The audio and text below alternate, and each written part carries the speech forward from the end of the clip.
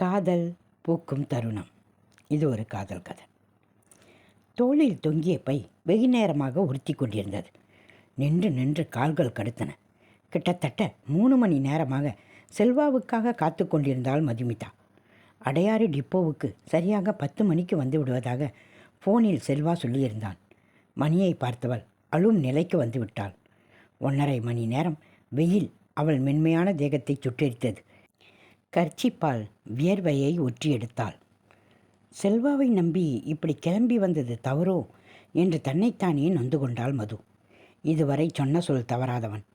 6 மணிக்கு வருவேன் என்றால் 5:50க்கு அங்கு இருப்பான். அவனுடைய மொபைலுக்கு பலமுறை ஃபோன் செய்தும் எடுக்கப்படாமல் அடித்து கொண்டே இருந்தது. வேறு பதற்றத்தை அதிகரிக்கச் செய்தது. ஏகப்பட்ட கால்கள். ஒவ்வொரு முறை ஃபோன் அடித்து அடங்குவதற்குள் அவன் ஃபோனை எடுத்துவிட வேண்டுமே என பதப்பதைத்து அடங்கினாள். செல்வாவின் ஃபோன் தொடர் அமைதியை காத்தது. மதுவின் தொண்டை வறண்டு வயிற்றுக்குள் ஏதோ சங்கடமாய் உணர்ந்தாள். வாட்டர் பாட்டிலில் தண்ணீர் தீர்ந்து போய்விட்டது. லேசாக தலையை சுற்றியது. பசி எடுக்க ஆரம்பித்தது. பேசாமல் வீட்டுக்கு போய்விடலாமா என்று தீவிரமாக நினைத்தாள். ஆனால் செல்வா வந்துவிட்டால் எல்லாமே சரியாகிவிடும். இன்னும் 1/2 மணி நேரம் பார்த்துவிட்டு கிளம்பிவிடலாம் என்று முடிவு செய்தாள். தீபாவுக்கு ஃபோன் செய்யலாம் என்று மொபைலை எடுத்தாள். ஆனால் மனம் யாரிடமும் பேசுவதில் விருப்பம் கொள்ளவில்லை. அவன் நினைவாகவே இருந்தது. பக்கத்தில் ஏதாவது கடைக்கோ அல்லது மயிலாப்பூரில் இருக்கும் தோழியின் வீட்டுக்கோ போக நினைத்து முடிவை மாற்றிக்கொண்டாள். செல்வா ஒருவேளை ஃபோனை தொலைத்திருந்து நேரில் தன்னை தேடி வந்து விட்டால் இத்தனை நேரம் காத்திருந்தது வீணாகிவிடும்.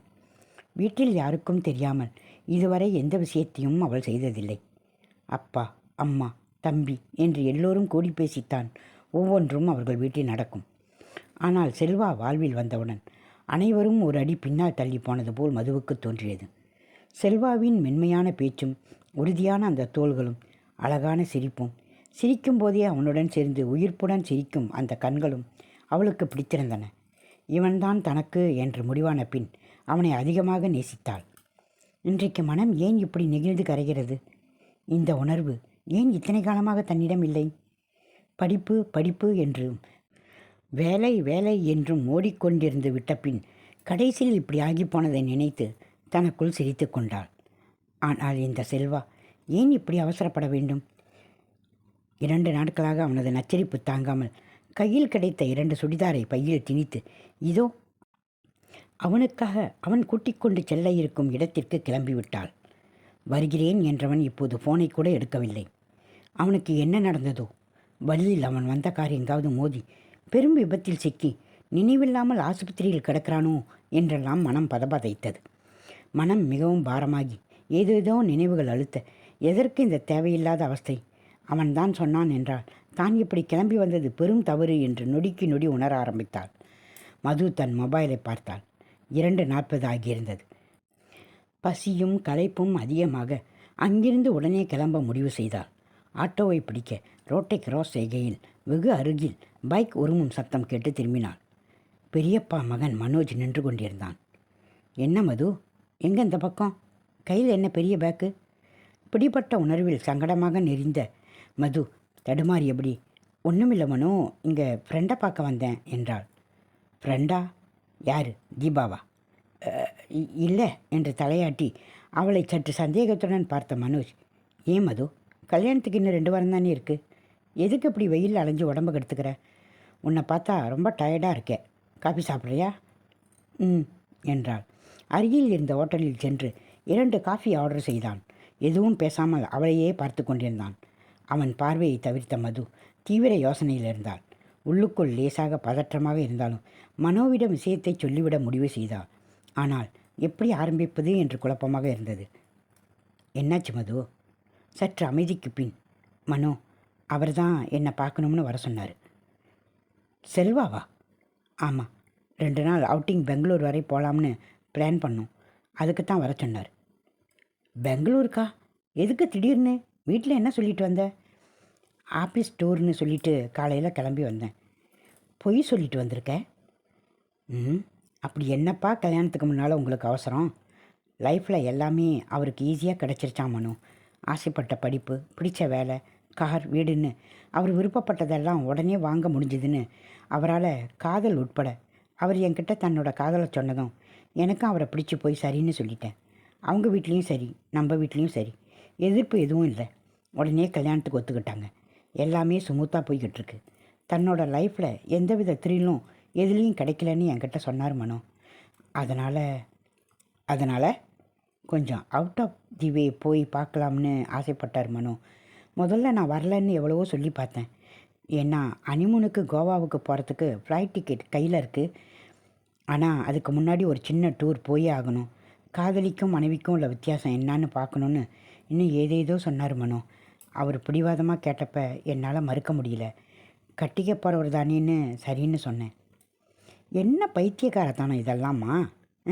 லைஃப்பில் த்ரில் வேணும் தான் அதுக்கு. ஆனால் இந்த மாதிரி செய்கிறதெல்லாம் பைத்தியக்காரத்தனம். புரியுது மனோ. ஆனால் அவரோட ஆசையை என்னால் ரிஜெக்ட் பண்ண முடியல. ஆசைப்படுறதுக்கும் அவசரப்படுறதுக்கும் வித்தியாசம் இருக்குது மது. இன்னும் 2 வாரத்தில் முறைப்படி நீங்கள் எங்கே போனாலும் யாருக்கும் கவலை இல்லை. உங்களை யாரும் கேள்வி கேட்கவும் முடியாது. இதெல்லாம் யோசிக்கலையா நீ? முதல்ல எனக்கும் யோசனையாக தான் இருந்தது. ஆனால் பேசி பேசி என்னை கன்வின்ஸ் பண்ணிட்டாரு. எனக்கும் அந்த த்ரில் நல்லா தான் இருக்குன்னு தோணுச்சு மனோ. ஆனால் தனியாக நின்று யோசித்து பார்த்தப்போ தெளிவாயிட்டேன். இதெல்லாம் சில்லி த்ரில். 2 வாரத்தில் என்ன வித்தியாசம் வந்துட்டு போகுதுன்னு புரிஞ்சு போச்சு. சரி மது, இப்போ செல்வா எங்க? தெரியல மனோ. காலையிலேருந்து காத்துக்கிட்டு இருக்கேன். என்ன ஆச்சுன்னே தெரில. ஃபோனை வேறு எடுக்கவே மாட்டேங்கிறாரு.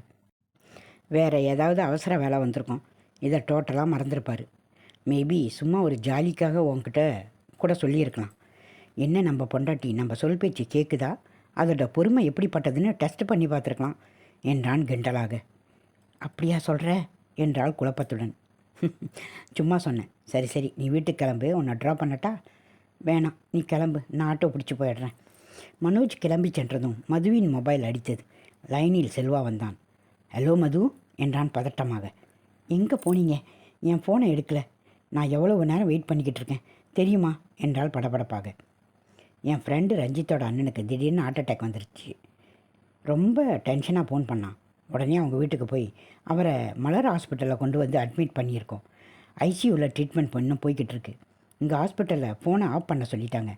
உங்ககிட்ட தகவல் சொல்ல முடியாமல் நானும் ரொம்ப தவிச்சு போயிட்டேன். சாரிடா, உன்னை ரொம்ப நேரம் வெயிட் பண்ண வச்சுட்டுனா. நீ இப்போ எங்கே இருக்க என்றான். நீங்கள் வரலன்னதும் ஏதோ அசம்பாவிதம் நடந்திருக்குமோன்னு ரொம்ப தவிச்சு போயிட்டேன். இப்போ உங்கள் குரலை கேட்ட பிறகு தான் மனசில் பாரம் குறைஞ்ச மாதிரி இருக்குது செல்வா. என்னால் இப்போ அங்கே உடனே வர முடியாது மது. Really sorry. நம்ம இன்னொரு நாள் இந்த ப்ரோக்ராமை ஃபிக்ஸ் பண்ணிக்கலாம். என்ன? அதை பற்றி அப்புறம் பேசலாம். செல்வா, ஒரு 2 நிமிஷம் ஃப்ரீயாக இருந்தால் என்கிட்ட பேசுங்க ப்ளீஸ். ஏய், உன்கிட்ட தான் ஹாஸ்பிட்டலேருந்து வெளியே வந்து ரோட்டில் நின்று பேசிக்கிட்டு இருக்கேன். என்னடா உன் குரலே சரியில்லை, ரொம்ப பயந்துட்டியா? இப்போ நான் அனுபவிச்சுக்கிட்டு இருக்கிற இந்த உணர்வை, இந்த ஃபீலிங்கை அப்படியே சொல்கிறதுக்கு வார்த்தையே இல்லை. மைண்டு முழுக்க நீங்கள் மட்டும்தான் இருந்தீங்க. உங்களை நான் எந்த அளவுக்கு நேசிக்கிறேன்னு நானே உணர முடிஞ்சது செல்வா. அப்படியா? வெயிட் பண்ணி கோபத்தில் என்னை திட்டுவேன்னு பயந்தே போயிட்டேன். அதுக்கு பயந்துக்கிட்டு தான் ஃபோன் பண்ணேன். முதல்ல லேசாக கோபம் வந்துச்சு. ஆனால் நேரம் ஆக ஆக கோபம் போய் கவலையும் டென்ஷனும் ஒரு விதமான பயமும் வந்துருச்சு செல்வா.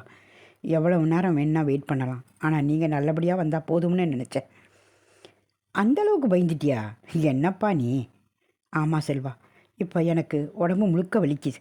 ஆனால் அதையும் மீறி உங்களை பார்த்தே ஆகணுங்கிற தவிப்பும் தேடணும், உங்களுக்கு எதுவும் ஆகியிருக்கக்கூடாதுங்கிற பதட்டமும் சேர்ந்து ஏதோ ஒரு வித மனநிலைக்குள்ளே தள்ளிடுச்சு செல்வா. It's really true. ரொம்ப உண்மையாக, ரொம்ப தீவிரமாக இந்த உணர்வு இருந்துச்சு. உங்களுக்கான இந்த தவிப்பும் தேடலும் தான் லவ்வுன்னு நினைக்கிறேன். காதலுங்கிற ஃபீலிங்கை முழுமையாக இப்போ தான் உணர்ந்திருக்கேன் செல்வா. நம்ம ப்ரோக்ராம் கேன்சல் ஆனதை பற்றி உனக்கு வருத்தமே இல்லையா மது? இல்லை, நீங்கள் வந்து நாம் பிளான் படி கிளம்பி போயிருந்தா அந்த எக்ஸ்பீரியன்ஸ் வேறு மாதிரி இருந்திருக்கும். ஆனால் நீங்கள் வராததால் உங்களை மிஸ் பண்ண எனக்குள்ளே எவ்வளவு தவிப்பு ஏற்பட்டுச்சுன்னு நான் முழுசாக உணர்ந்துட்டேன். இந்த காதல் உணர்வுக்கு முன்னாடி மற்ற எதுவுமே பெருசில்லைன்னு தோணுது. நீங்கள் வராமல் போனதுக்கு தேங்க்ஸ். அப்போ நம்ம பெங்களூருக்கு போக போகிறது இல்லையா? யார் சொன்னது? எல்லாம் ஊருக்கு போகலாம், கல்யாணத்துக்கு அப்புறம் போகலாம். செல்வா சிரித்து விட்டு போனை வைக்க மது ஆட்டோவில் ஏறி மலர் ஹாஸ்பிட்டல் போங்க என்றாள்.